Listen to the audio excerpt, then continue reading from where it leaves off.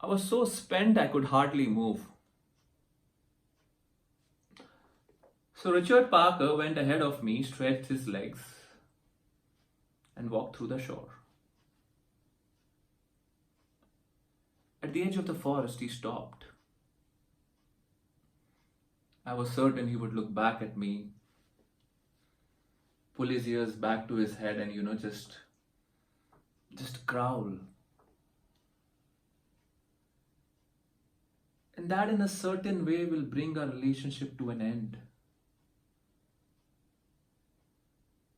But you know what? He just looked ahead into the forest. And then Richard Parker, my fierce companion, the terrible one who kept me alive, left forever from my life.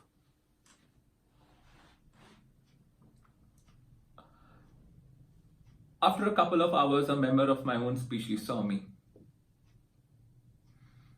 He left and came in a group, and they took me away.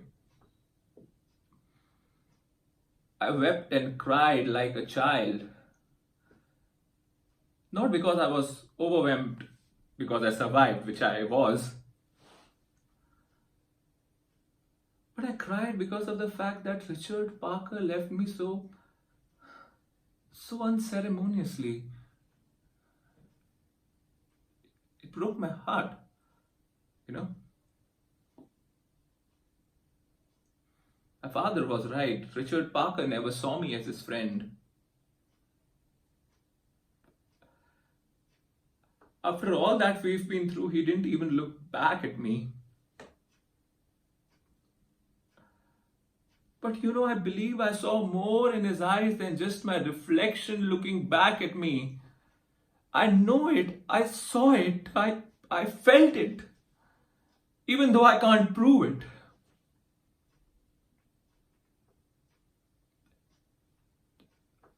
I've left a lot behind in my life, like my family, the zoo, India, Anandi.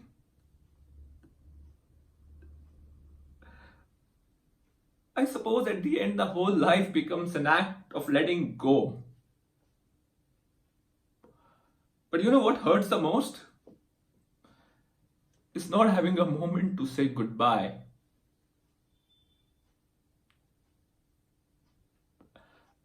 I was never able to thank my father for all the lessons he taught me. I was never able to tell him that it is because of his lessons I was able to survive. I know Richard Parker is a tiger.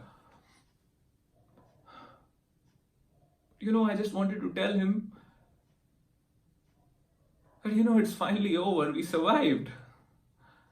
And thank you, Richard Parker, for saving my life. I love you.